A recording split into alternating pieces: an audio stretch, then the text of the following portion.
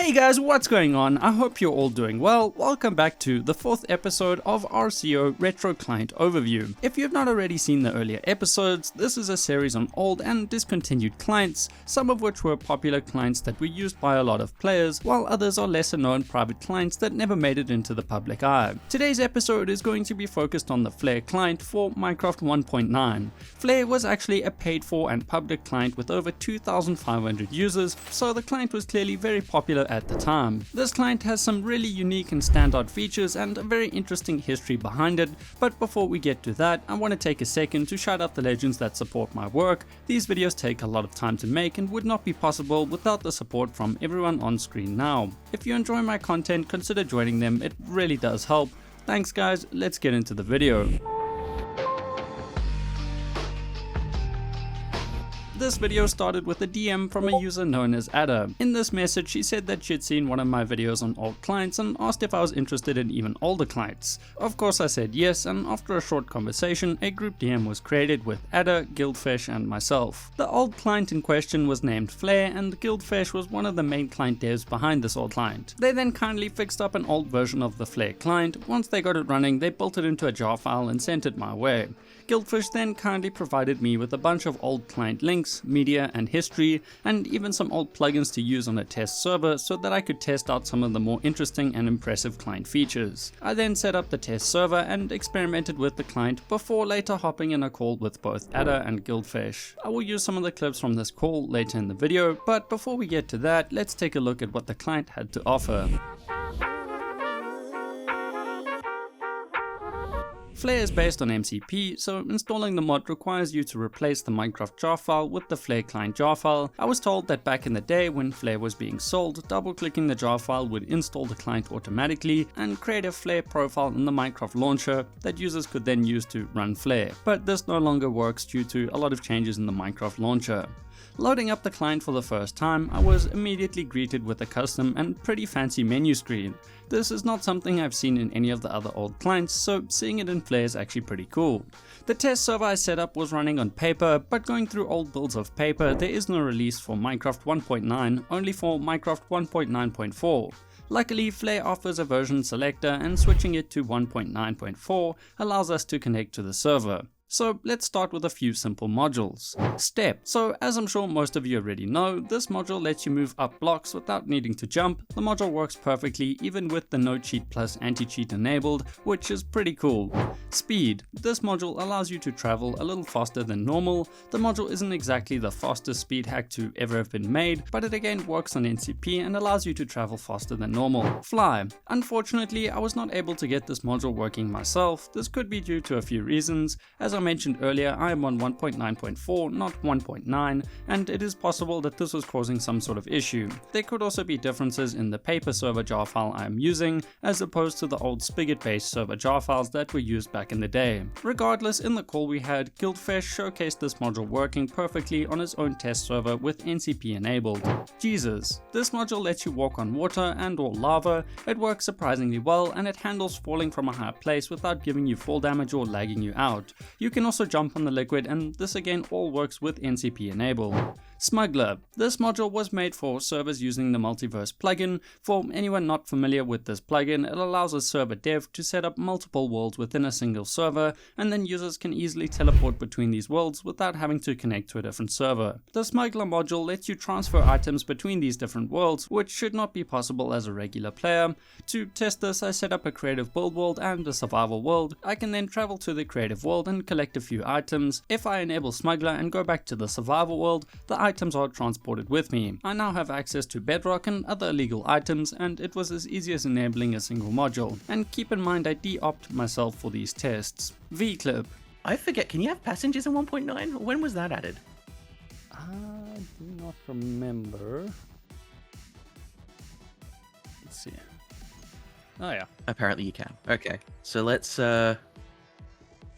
so So we just V-clip 200 blocks on No Cheat Plus. This module could be used to teleport 200 blocks into the air, and while this may not be the most helpful thing ever, it is very impressive. All of these worked out of the box even with the NCP anti-cheat running, and I think it's important to keep in mind that popular servers like 2B2T and many others used to run the NCP anti-cheat, so back in the day all of these modules would have worked on 2B2T, which is A, really impressive, and B, really cool. And as I mentioned earlier, Flare also offers a disabler for the anti-cheat and anti-cheat plus anti-cheats. What does this even mean? Well, while most people were looking for bypasses to make a specific module work, Guildfish found a way to stop the anti-cheat checks entirely. This effectively disables the anti-cheat completely, allowing you to use all of your hacks as if no anti-cheat was enabled. We spoke about this in our call, and here's a clip of Guild explaining how this worked in a little more detail. The anti-cheat named anti-cheat had an exploit in it where if you were sneaking you could just bypass everything. I made a video about that ages ago. Like it's on my Guildfish YouTube channel. I think it might be the first video on there at the moment. People were very surprised that it was working, to the point where I had people saying that I was lying about it, that I had to test it on their servers, all this stuff. At this point for me, anti-cheat was just a bad anti-cheat. Like I already had hacks bypassing it like on their own. Like I had a fly that worked, I had a no-fall that worked. You didn't really need to do much for Kill Aura because they didn't really have any combat checks. I had a speed that worked. So it wasn't super exciting, it was just that it was like, now I turn one thing on and everything works. And then that was discovered by others and it ended up being patched in a fork of anti-cheat called Anti-Cheat Plus. But they had the same problem if you were sending sprint packets. Oh, sorry, if you sent, sprint or stop sprint packets. So both of those are in Flare, and I'm pretty sure that it was the only public client to have it. It's very likely the only client other than my private testing one to have ever had the Anti-Cheat Plus version. It was definitely the first one to have it in a public client. The early days of the Flare client are not well documented and the timeline of events is a little fuzzy. The client was originally started by a player known as Arrow. At this point in time, Flare was fairly basic and was actually a free client that anyone could use. Arrow later decided that the project should be paid for and started charging users $9 for access to the client. At some point after making the transition to a paid for client, Arrow invited Guildfish to help work on the project. At some point, I became his friend and was talking to him about a bunch of exploits I had found and bypasses I had, and I was just sending it to him. And he got annoyed that I was just sending it to him and asking him to add it to the client, so he just asked if I wanted to be a dev. And I was like, sure, I'll just start doing it myself. Guild was officially the second dev to work on Flare, and after an unknown amount of time, Arrow left the project entirely, leaving Guild with the decision to either abandon or take over and continue the Flare client. Guildfish decided on the latter and decided to continue working on the client. He then invited a user known as Nox to help work on Flare, and together they created the majority of what Flare is remembered for to this day.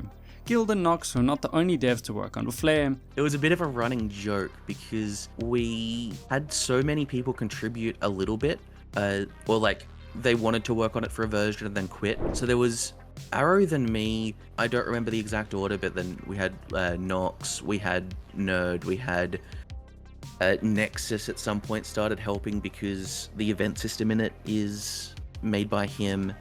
Then there was...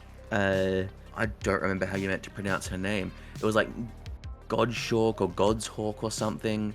Then I think I might be missing someone. But yeah, we had quite a few people sort of come in for a little bit and then go do their own thing again. I was also told that Flare was designed to work out of the box. They tried to bundle in as many bypasses as possible, and almost every module had some sort of bypass built in, whether it was for NCP or the anti-cheat. And they clearly achieved this goal. As I showed in the modules part of this video, the bypasses worked very well.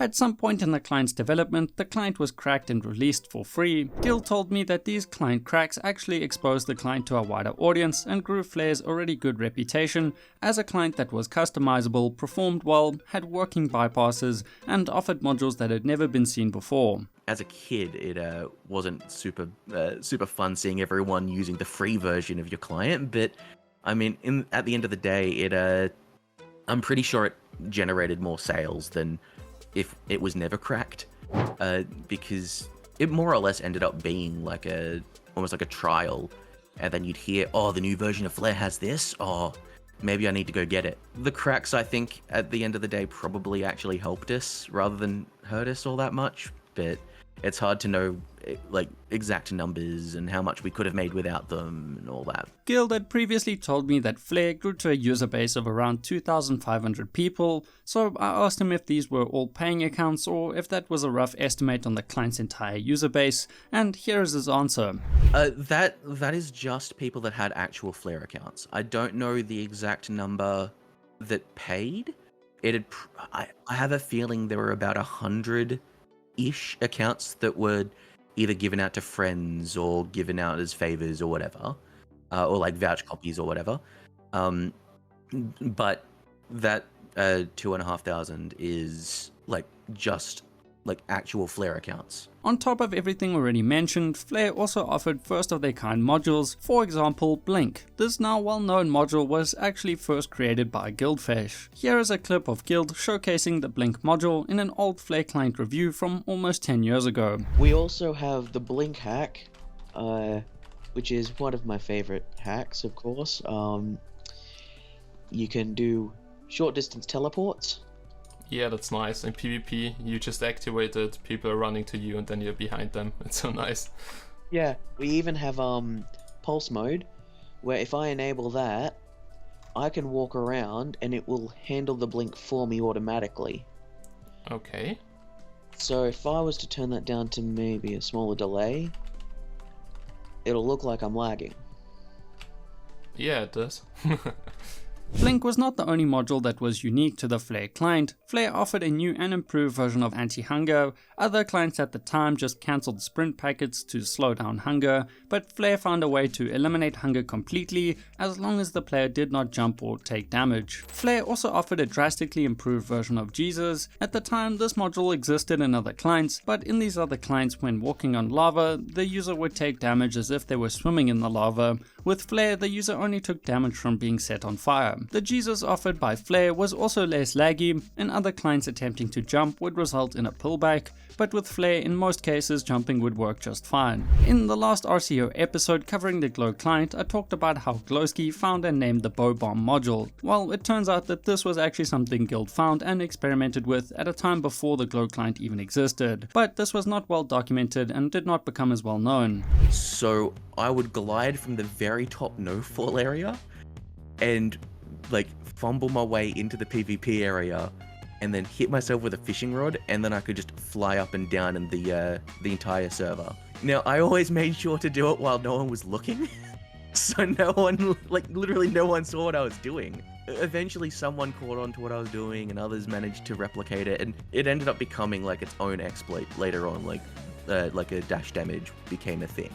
I do know that there were a couple of PvP servers I did it on, and I kept picking the kits that had bows because I didn't really understand what was going on, but for some reason if I flew above someone and shot them, they just died. I think it's related to the I think people are calling it bow bombing, but like the instant kill with bows. The list of modules that was unique or significantly improved upon by Flare is so large that I'm not going to cover every single one in this video, but I will have a list of the notable ones on screen now. So not only did Flare offer insane bypasses, improved or unique modules, and better performance than other clients at the time, the client was also cheaper than other available paid for clients. The client's GUI was also pretty advanced for the time and could still pass as a good looking and functional GUI to this day, which is absolutely insane to me. Flare was also focused on small details, with some of the render modules like name tags having scaling based on how close or far away the player or entity was to the user's crosshair. This is an attention to detail that most modern clients lack to this day. Sadly, nothing good lasts forever. Development on the Flare client would slow down drastically in 2016 as Guildfish moved on to a stricter school and Nox got busy with college. On the 1st of February 2017, the Flare client devs updated the website with the following message announcing the end of development development. A little while later, on the 1st of August 2018,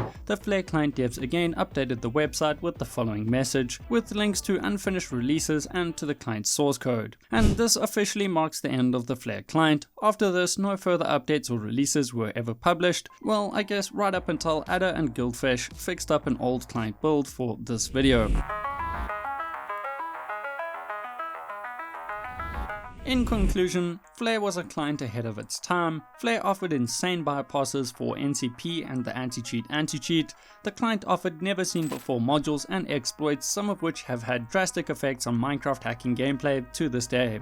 Huge shout out to both Adder and Guildfish for bringing Flare to my attention, for taking the time to fix it up and build the client into a jar file, and for all of their time talking to me about the client's history. This video quite literally would not have been possible without them. Both Guildfish and Adder have been playing, modifying and breaking Minecraft for longer than I've owned the game, and they have been by far the most knowledgeable people I've spoken to about Minecraft hacking. I mean, I've been making Minecraft hacks from like, I think it would have been like, I was doing it in beta, I don't know exactly the version. Yeah, I got the game in alpha and started modding it pretty soon after. Just imagine what these two could do if they tried to create a client now. Well, actually, you don't have to imagine it. Adder and Guildfish are currently working on their own paid-for client known as Notice. This isn't exactly new or groundbreaking news, they have been working on this for a little while, but from everything we spoke about, this is going to be an insane client with some insane features, and I genuinely cannot wait to test out and use Notice myself. I will definitely cover Notice when it does release, but for now I think that is enough rambling for one day.